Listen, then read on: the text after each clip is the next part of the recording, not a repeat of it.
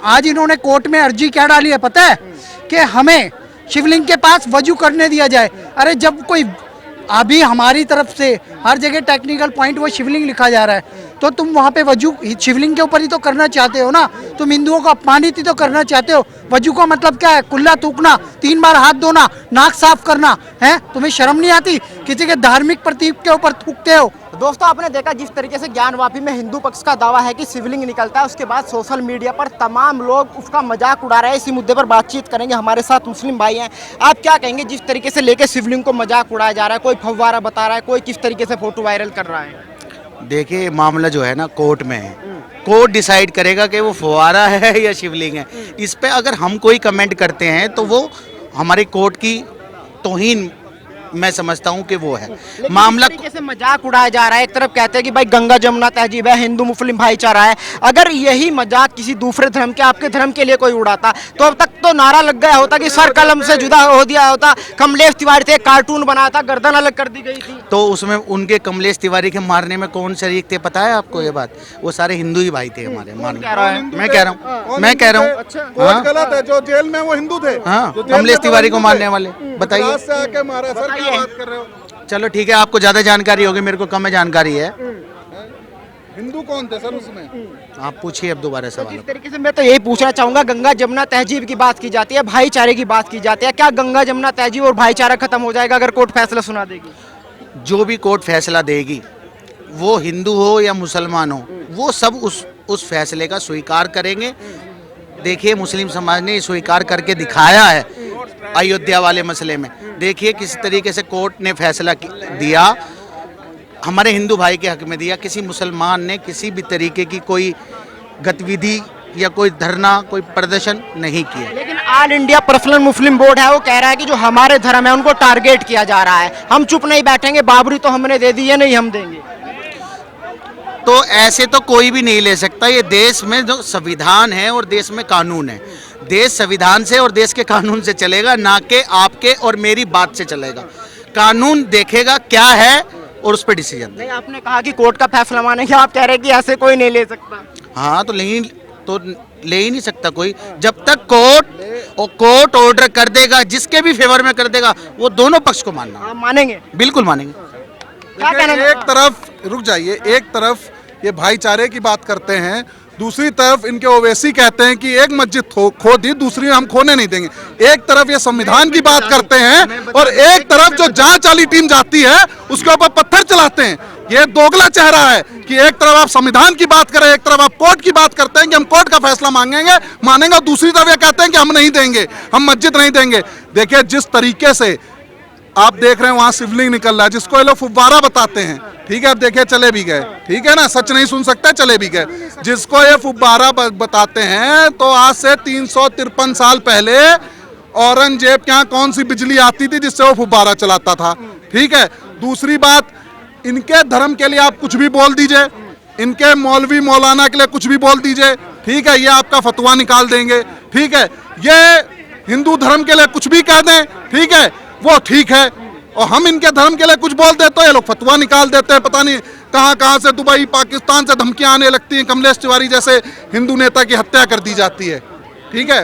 दिल्ली में बैठे हुए जो बिस्कुट जीवी है, बिस्कुट खाते हैं, जिनको बुद्धिजीवी बोलते हैं, वो भी इन लोगों का समर्थन कर रहे हैं। देखिए वो तो आतंकवादियों का भी समर्थन करते थे। तो जेएनयू में भारत तेरे टुकड़े होंगे उनका भी समर्थन करते थे, टुकड़े गैंगों का भी समर्थन करते थे, उनके लिए भी मोमबत्ती लेके निकल लेते थे। वो तो उनका काम है, उनकी राजनीति है, उनकी दुकानें हैं। जब तक आप विरोध नहीं करेंगे हिंदुओं का, तब तक आपकी दुकानें कैसे चलेंगी, ठीक है। देखिए सच सुन नहीं सकते, इस समय मौलवी साहब तुरंत भाग गए, ठीक है। पर सच, अगर फैसला हिंदुओं के पक्ष में आता है तो क्या इससे भाईचारा खराब हो जाएगा? भाई भाईचारा क्यों भाई, हमारी तरफ से तो आप बताइए, आज तक किसी भी हिंदू ने किसी भी ताजिया के जुलूस में क्या पत्थर चलाए हैं? नहीं चलाए। पर इन्होंने रामनवमी पे राम भक्तों के ऊपर पत्थर चलाए, तो ये दिखाता है इनका भाईचारा।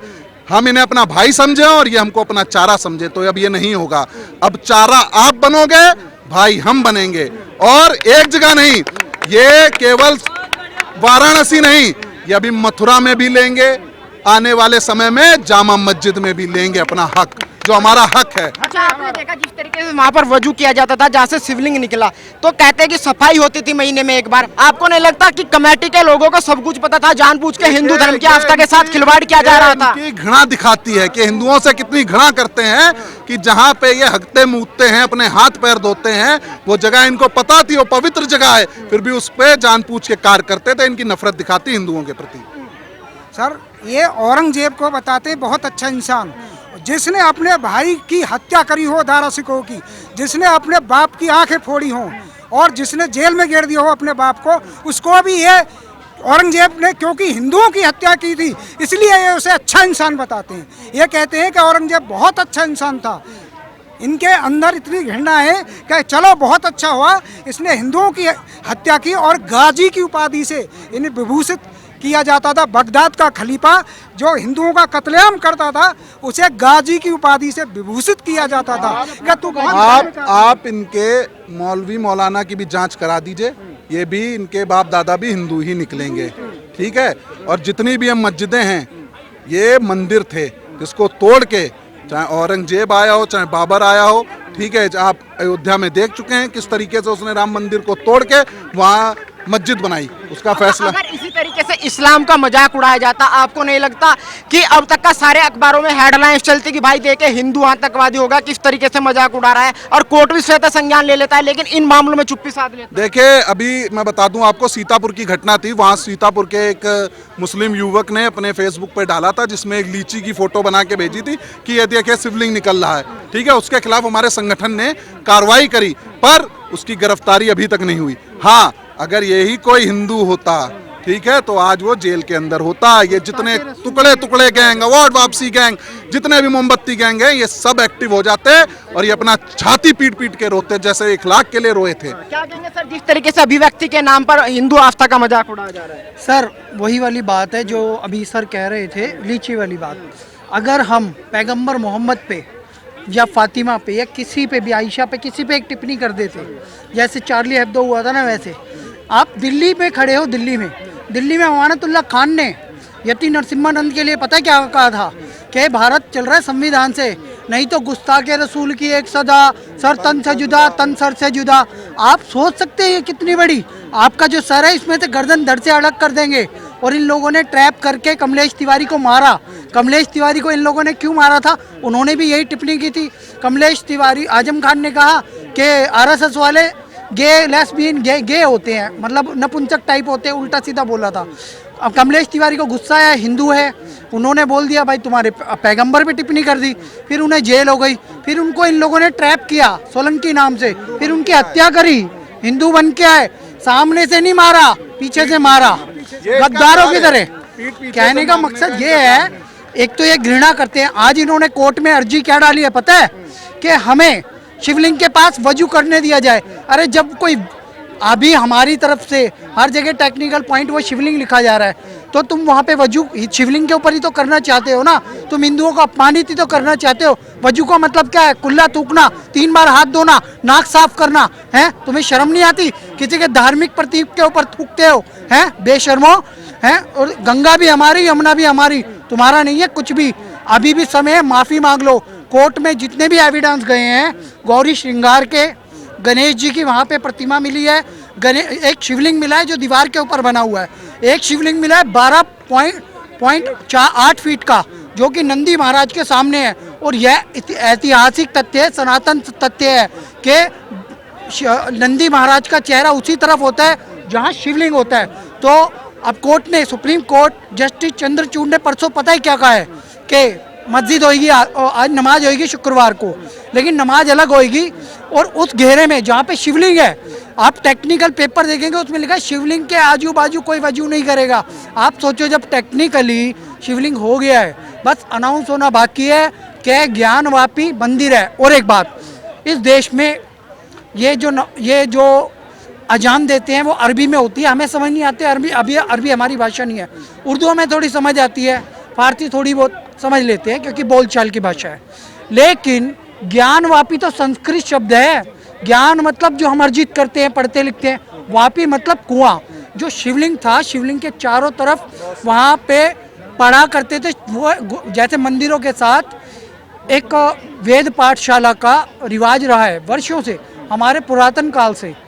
वहाँ पे वेद पाठशाला थी, दारा शिकोह ने भी वहाँ से शिक्षा ग्रहण करी है, जिसका सर कलम कर दिया था औरंगजेब ने। दारा शिकोह औरंगजेब का भाई था, शाहजहाँ की आँख फोड़ के उसने जेल में डाल दिया। उस ज्ञानवापी का नाम जामा मस्जिद क्यों नहीं है भाई? उस ज्ञानवापी का नाम कोई उर्दू क्यों नहीं है? आप खुद ही अंदाजा लगा लीजिए। इन्होंने मंदिर तोड़ के, शाहजहाँ ने फतवा जारी किया, शाहजहाँ का फरमान है, उसमें लिखा हुआ है कि इन हिंदुओं का मंदिर तोड़ के, इनको अपमानित करके वहाँ मस्जिद बनाओ और वहाँ पे नमाज अदा करो। अच्छा, मुस्लिम पर्सनल लॉ बोर्ड कह रहा है कि जो हमारे धार्मिक स्थल है उन पर कब्जा किया जा रहा है, हम चुप नहीं बैठने वाले। इनके औकात क्या है? कितने प्रतिशत है? ये 15% हो गए हैं ना, हैं? और धमकी दे रहे हैं। मुस्लिम पर्सनल लॉ बोर्ड की बात बताता हूँ, all India Muslim personal law board. क्या आपने कभी नाम सुना है? टाटा जहाँ से बिलोंग करते हैं, जैन, पारसी, टाटा, बौद्ध, कभी इनका पर्सनल लॉ सुना है? सिख पर्सनल लॉ बोर्ड सुना है? नहीं ना। फिर इन गद्दारों का पर्सनल लॉ बोर्ड कहाँ से आ गया? सुप्रीम कोर्ट इन पे एक्शन नहीं ले सकता क्या? इनको ज्यादा प्रिविलेज दे रखी है क्या? मैं बता रहा हूँ, मुस्लिमों से सारी प्रिविलेज छीन लो, क्योंकि एक अफगानिस्तान बना चुके हैं, एक पाकिस्तान बना चुके हैं, एक बांग्लादेश बना चुके हैं। अब इस देश में भी ये इसी तरीके की गुस्ताखियां कर रहे हैं, इस देश के संविधान को चैलेंज कर रहे हैं, सुप्रीम कोर्ट को चैलेंज कर रहे हैं, भारत सरकार, मोदी सरकार को चैलेंज कर रहे हैं। एक तो all India Muslim personal law board को तुरंत बैन किया जाए, और ये वक्फ बोर्ड वगैरह यहाँ नहीं चलेगा। अब इनकी सारी संपत्तियों की जांच होनी चाहिए, मौलाना मौलवियों की जांच होनी चाहिए, और फैक्ट फाइंडिंग एक कमेटी बैठनी चाहिए कि कितनी पुरानी मस्जिदें हैं, कितनी नई मस्जिदें हैं, कितने पुरातन समय के सनातन मंदिर है जिनको तोड़ के इन्होंने मस्जिदें बनाई हैं, और जितने भी फतवे, जितने भी लाइब्रेरीज में एक प्रमाण पड़े हुए हैं जिन्होंने इन्होंने फतवे जारी किए थे, फरमान दिए थे, जितने भी मुगल बादशाह हैं, इन पे कार्रवाई होनी चाहिए। उस हिसाब से हमारे को कृष्ण जन्मभूमि का मंदिर भी दिया जाना चाहिए, जामा मस्जिद भी हमें दी जानी चाहिए, कुतुब मीनार भी और ताजमहल भी हिंदुओं का है। आपने कोर्ट की बात की कि कोर्ट स्वतः संज्ञान ले लेता है, अगर हिंदू कुछ बोलता है या कुछ लिखता है उस पर कोर्ट स्वतः संज्ञान ले लेता है, लेकिन ये लोग खुलेआम शिवलिंग का अपमान कर रहे हैं, इन पर स्वतः संज्ञान नहीं लिया जा रहा। मैं वही कह रहा हूँ, कोर्ट को सुओ मोटो एक्शन लेना चाहिए कि हिंदुओं को भी बेअदबी लगती है, हिंदुओं के भी भगवान हैं। माना कि पाकिस्तान वाला कानून यहाँ नहीं है, पंजाब वाली बेअदबी नहीं चलती, लेकिन सुप्रीम कोर्ट को स्वतः संज्ञान लेना चाहिए और कहना चाहिए ज्ञानवापी में शिवलिंग है, इस पे कोई भी अभद्र टिप्पणी करेगा, मीम बनाएगा, उस पे कोर्ट संज्ञान लेगा, उसको कठोर से कठोर सजा दी जाएगी। सर, आप क्या कहना चाहेंगे जिस तरीके से खुलेआम शिवलिंग का मजाक उड़ाया जा रहा है? सर, शिवलिंग का मजाक उड़ाया जा रहा है। सबसे पहले तो मैं वो बातें कहना चाहूँगा जो इतिहास में दर्ज है। ये कोई मना नहीं कर सकता कि बाबर एक आक्रमणकारी था जो हिंदुस्तान के अंदर आया, उसने हमारे मंदिरों को तोड़ा, अपने मस्जिदों के नीचे हमारे मलबे को दबाया, जो अब निकल के बाहर आ रहा है। तब उसने छल से या फिर हमारे कुछ मतलब जो भी है हमारे देश के अंदर जो ताकतें थे, जो जिन लोगों ने उसका साथ दिया या फिर उनसे पराजित हो गए, तो उन्होंने हमारे मंदिरों को तोड़ा। तो आज के टाइम में जो हिंदू की जो ताकतें हैं वो क्यों नहीं अपने मंदिर के सम्मान के लिए उन मस्जिदों को फिर जो भी है, एक्चुअली हम कानून के हिसाब से ही काम कर रहे हैं, क्योंकि इसमें कोई दो राय नहीं कि वो बाहर से आया और उसने हमें अपमानित करने के लिए हमारे मंदिरों को तोड़ा, अपने वजू खाने के अंदर उनके मतलब मलबों को दबाया, हमारे शिवलिंग को दबाया, राम मंदिर को तोड़ा, बाबरी मस्जिद के अंदर उनकी मतलब मूर्तियां दबाई गई। तो ये सब मामला ये सब कोई नई बातें नहीं है, ये सब इतिहास में दर्ज है। अगर इसके ऊपर अगर बहस हो रहा है, वो तो कह रहे 70 सालों से किसी को कोई आपत्ति नहीं थी, हम नमाज पढ़ते आ रहे थे, वहाँ से अभी आपत्ति क्यों? पुराना इतिहास नहीं है जिस हम तहजीब की बातें करते हैं। लगभग ये 350 साल पहला मतलब पुराना मामला है जो कि मतलब ज्ञानवापी मस्जिद का है। अभी से 350 साल पहले ही वो उस मतलब शिवलिंग को तोड़ के वहाँ पे जो है वो ज्ञान मतलब यापी मतलब मस्जिद बनाई गई। तो ये कोई पुराना मामला नहीं है कि हम इसको मतलब डिनाई कर सकते हैं, ये सबको पता है। लेकिन विरोध क्यों है भाई साहब? रहने का अधिकार सबको है, लेकिन अपने धर्म के लिए लड़ने का भी अधिकार सबको है। अगर मंदिर को उस टाइम तोड़ा गया तो आज फिर मंदिर बनाया जाएगा।